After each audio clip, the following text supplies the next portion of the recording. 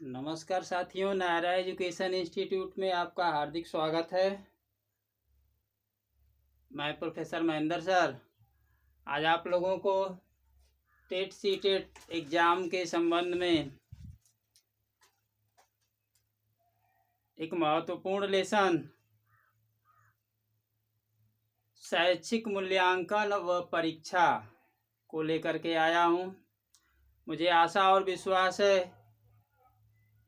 कि ये महत्वपूर्ण क्वेश्चन आपको परीक्षा में सहयोग प्रदान करेंगे। साथियों, मूल्यांकन होता क्या है? शैक्षिक मूल्यांकन ये होता क्या है? परीक्षा क्या है? साथियों, इसके संबंध में हम आप लोगों को जो जानकारी देने जा रहे हैं, इस जानकारी को प्राप्त करने से पहले हम चाहेंगे कि जो साथी हमारा पहली बार वीडियो देख रहे हैं उसे प्लीज़ लाइक व सब्सक्राइब कर दें। साथ में बेल आइकन दबाना ना भूलें। वीडियो को अंत तक देखते रहें, क्योंकि आज कुछ मैं ऐसा इस टॉपिक पे बताने वाला हूँ जिसको सुनने के बाद जो है कि आप वाकई तारीफ करेंगे कि आखिरकार ये जो शब्द आपको मिलते हैं कहाँ से जो है ढूंढ करके लाया जाता है और आपको गाइडलाइन किया जाता है। तो इसलिए आप वीडियो को अंत तक देखते रहिएगा। साथियों, शैक्षिक मूल्यांकन मूल्यधन अंकन, मूल्यांकन बराबर होता है मूल्यधन अंकन।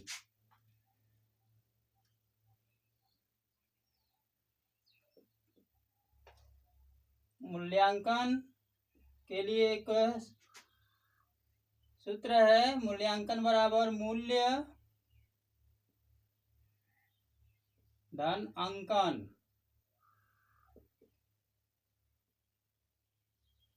ध्यान दीजिएगा।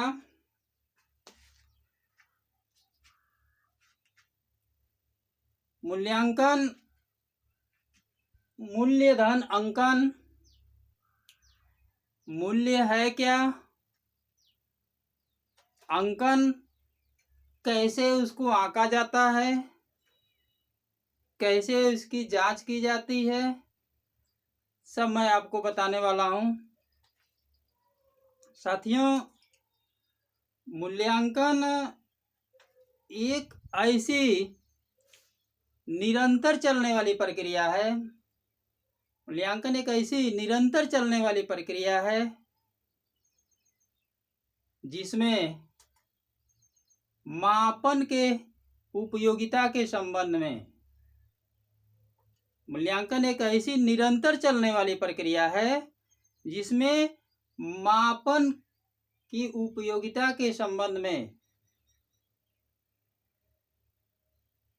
एक निश्चित निर्णय लिया जाता है। तो साथियों, आपने मूल्यांकन को जाना, मूल्य धन अंकन, जिसमें बताया गया कि यह निरंतर सतत चलने वाली प्रक्रिया है जिसके अंतर्गत मापन के संबंध में, मापन की उपयोगिता के संबंध में एक उचित निर्णय लिया जाता है। जैसा कि बताया भी गया है, किसी वस्तु या व्यक्ति के मूल्य को आंकना, परखना, ये जो है मूल्यांकन के तरफ संकेत करता है। तो संक्षिप्त रूप में साथियों और कुछ परिभाषाएं हैं मूल्यांकन की, मैं आपको बताऊंगा।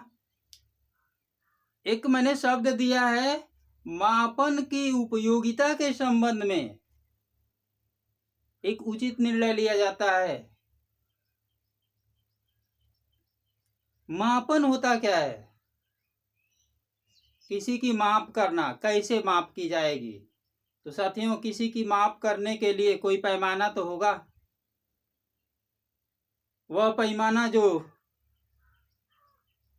कोई कुछ रखे, कोई कुछ रखे, कोई कुछ रखे, कोई कहे कि ये मेरा मीटर है, कोई कहे इतना बड़ा मेरा मीटर है, कोई इतना बड़ा मीटर है, तो इसको क्या मान लिया जाएगा? ऐसा नहीं है साथियों।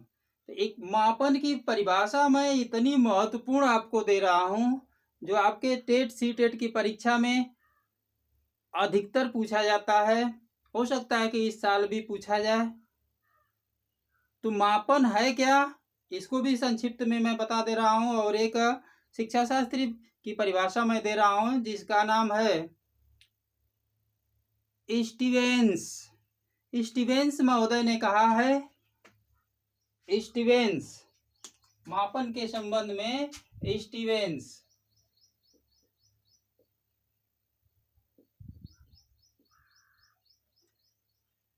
स्टीवेंस ने कहा है कि किसी निश्चित स्वीकृत नियमों के अनुसार, किसी निश्चित स्वीकृत नियमों के अनुसार वस्तुओं को अंक प्रदान करने की प्रक्रिया या क्रिया को मापन कहा जाता है।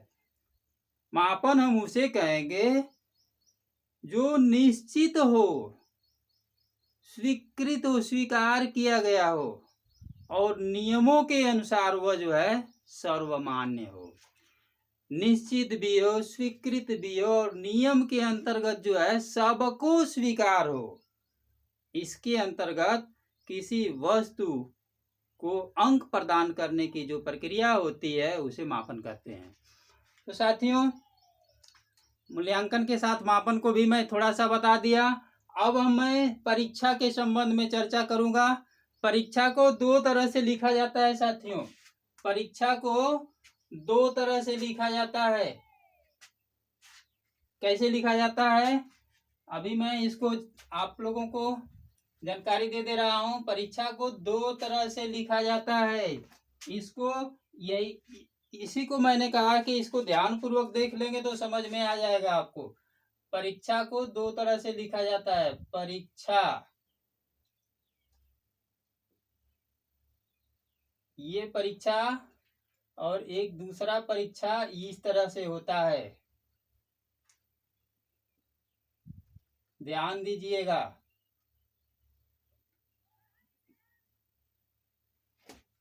परीक्षा दो प्रकार से लिखा जाता है, केवल मात्रा का अंतर है, छोटी और बड़ी। तो साथियों, इसके मतलब जान लीजिए। ये परीक्षा जो होता है इसका आशय होता है जांच करना, जांच करना,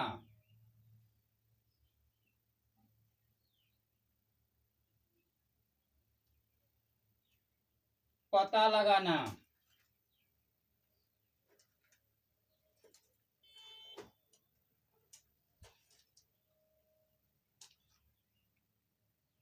और इस परीक्षा का आशय होता है कीचड़। ध्यान दीजिएगा।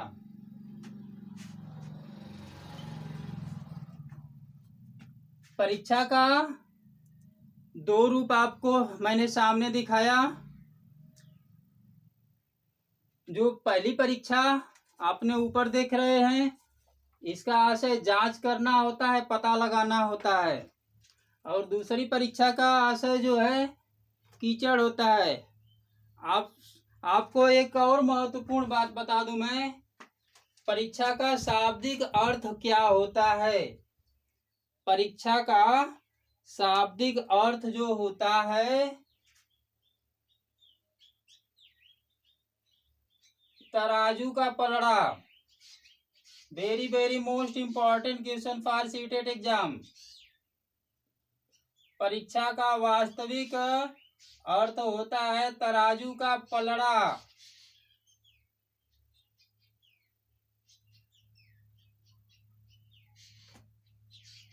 कुछ लोग पहली बार सुन रहे होंगे तो थोड़ा सा आश्चर्य लग रहा होगा। परीक्षा का वास्तविक अर्थ होता है, शाब्दिक अर्थ होता है तराजू का पलड़ा। जब तराजू के पलड़े पर किसी वस्तु या पदार्थ को मापा जाता है,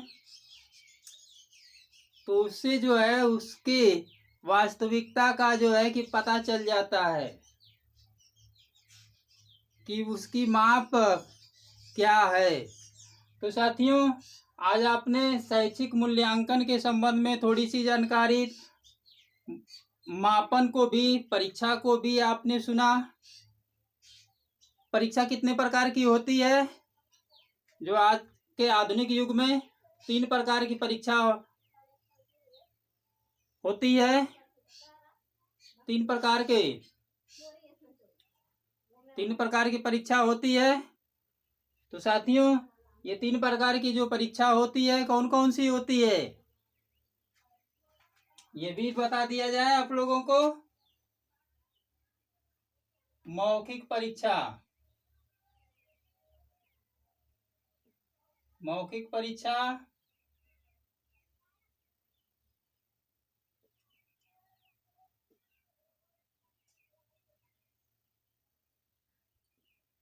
दूसरा लिखित परीक्षा, लिखित परीक्षा, और तीसरा प्रयोगात्मक परीक्षा। ये जान लीजिए, प्रयोगात्मक परीक्षा। साथियों, जब मैं परीक्षा का लेसन, केवल परीक्षा का लेसन लेकर के आपको मैं टॉपिक बना के लाऊंगा, तो ये मौखिक परीक्षा कितने प्रकार की होती है, लिखित परीक्षा कितने प्रकार की होती है, और प्रयोगात्मक परीक्षा कैसे होती है, सबको मैं जो है कि विस्तार से बताऊंगा। अब मैं चाहूंगा कि आपको जो मैं महत्वपूर्ण प्रश्नों को लेकर के आया हूं उस पर चर्चा कर दी जाए। तो पहला प्रश्न है, मापन का संबंध किसी वस्तु, मापन का संबंध किसी वस्तु के मात्रात्मक स्वरूप से होता है। मापन का संबंध किसी वस्तु के मात्रात्मक स्वरूप से होता है, जबकि मूल्यांकन में किसी वस्तु के मात्रात्मक एवं गुणात्मक दोनों स्वरूपों को स्थान दिया जाता है। दोनों स्वरूपों को स्थान दिया जाता है। तो साथियों, इसे किस प्रकार व्यक्त किया जाता है, इसे किस प्रकार व्यक्त किया जा सकता है? तो इसे हम जिस प्रकार से व्यक्त करते हैं, आपकी परीक्षा में पूछा जा सकता है, ऑप्शन दिया रहेगा, उसमें ये आपका ऑप्शन सही होगा। मूल्यांकन बराबर मापन, मापन धन मूल्य निर्धारण। ध्यान दीजिएगा, मूल्य निर्धारण।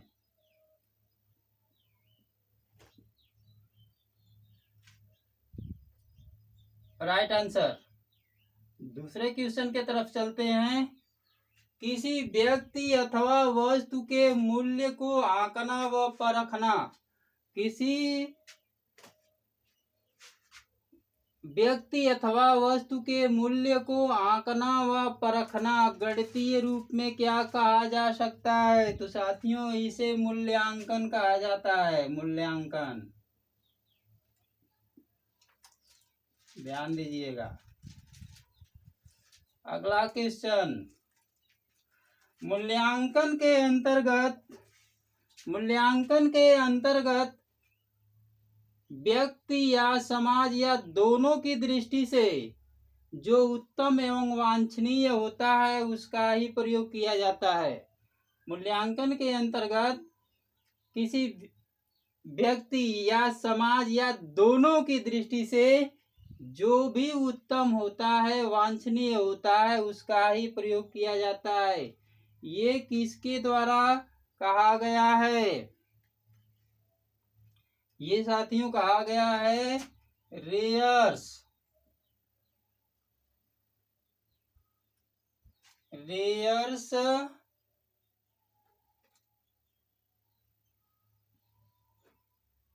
एवं गेज महोदय। रेयर्स एवं गेज महोदय का कथन है कि मूल्यांकन के अंतर्गत व्यक्ति या समाज या दोनों की दृष्टि से जो भी उत्तम एवं वांछनीय होता है उसका ही प्रयोग किया जाता है।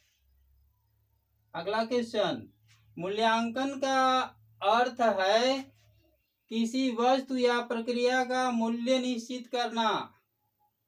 मूल्यांकन का अर्थ है किसी वस्तु या प्रक्रिया का मूल्य निश्चित करना।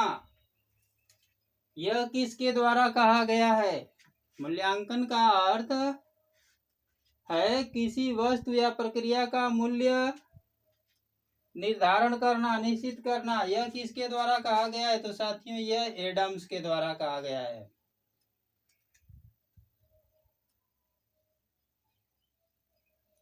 एडम्स महोदय ने कहा है कि मूल्यांकन का अर्थ है किसी वस्तु या प्रक्रिया का मूल्य निश्चित करना। अंतिम क्वेश्चन, शिक्षा का प्रमुख कार्य बालक को मानव बनाने हेतु, शिक्षा का प्रमुख कार्य बालक को मानव बनाने हेतु उसके व्यवहार में परिवर्तन लाना होता है। यह परिवर्तन होता है, 4 ऑप्शन दिया गया है, आपसे पूछा जा सकता है। यह परिवर्तन होता है 4 ऑप्शन में। पहला है जन्मजात क्षमताओं में परिवर्तन, दूसरा अज्ञान से ज्ञान में परिवर्तन, तीसरा है अभिप्रेरणा से आदर्शों में परिवर्तन, और चौथा है उपरोक्त सभी। तो साथियों ध्यान पूर्वक अपने माइंड में स्मृति पटल पर रख लीजिए।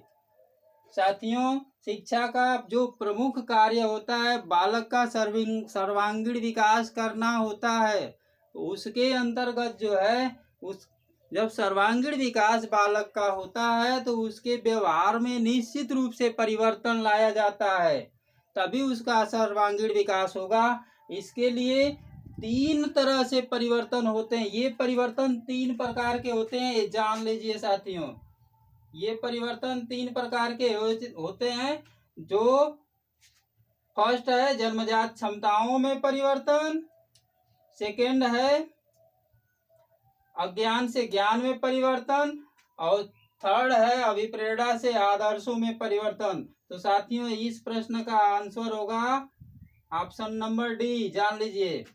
तो इस तरीका से आपने साथियों पढ़ा आज की टॉपिक में।